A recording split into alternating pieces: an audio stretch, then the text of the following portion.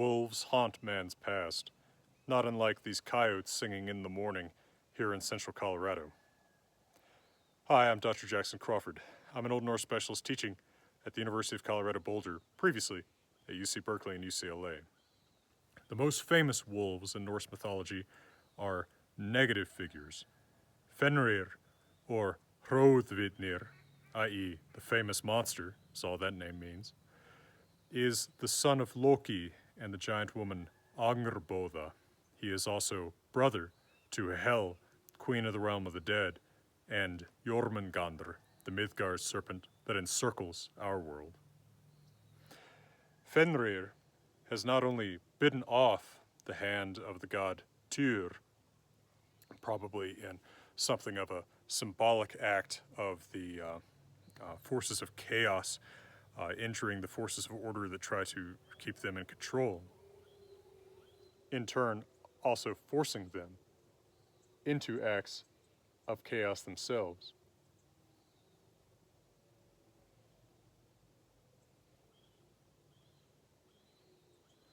They're howling up a storm about something. But also Fenrir will kill Odin during the events of Ragnarok, when all of the gods will be killed by their enemies among the monsters and the Jotnar, or giants. Fenrir is imprisoned in a chain that was specially made to hold him because, with his great strength, he was able to break through all other chains that the gods tried to bind him with. This chain is made of things that don't exist, such as cats' footfalls, women's beards, and fish's breath. He has sons, including Skol and Hati. We read in Grímnismál and a little bit more clearly in the Prose Edda that it is Skol who chases and will bite the sun, explaining eclipses, and of course also permanently consume the sun at Ragnarok.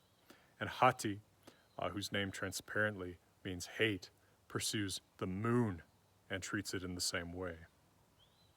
Odin, the god, also has two wolves that sit at the table with him. They're named Geri and Freki, basically greedy and hungry. And it is to his wolves that he feeds all of the food that is brought to him, as weapon-loving Odin lives on wine alone. There is some dispute over whether Garmr is the same being as Fenrir. In Völuspá, the poem about the creation and the destruction of the world at Ragnarok, we read in several stanzas that Gur Garmr mjok fyr gnippahelli, festur mun slitna and freki renna. Garmr howls much before Gnippahellir, the entrance to hell, and the chains will break and the wolf will run. Now, Garmr is identified as a dog by Snorri in the Prose Edda, but in the Poetic Edda, this clearly seems to refer to a wolf, i.e. the wild animal. And many have thought that this is simply another name for Fenrir. If that is true, then Snorri in his Prose Edda has a double story as he explains that Odin will be killed by Fenrir and Tyr by Garmr. But in fact, it would make sense if there were a version of the story where it was in fact Tyr who fights Garmr or Fenrir at Ragnarok rather than Odin, because of the long-standing conflict between them begun when Fenrir bit off Tyr's hand. In general, wolves are symbols of chaos and not well regarded in Old Norse, even though Odin himself has some. But of course, Odin himself is a very chaotic god. But men did see in the wolf a reflection of their own Viking values. This is, after all, a pack of animals that attacks and preys on weaker beings, much as the Vikings themselves did.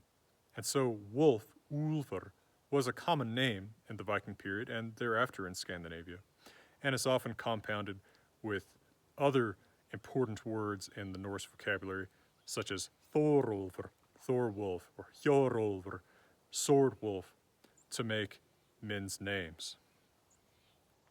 So the animal has a complex, predatory, and fearsome presence throughout Norse myth and through the sagas, including in the form of men who are named for them.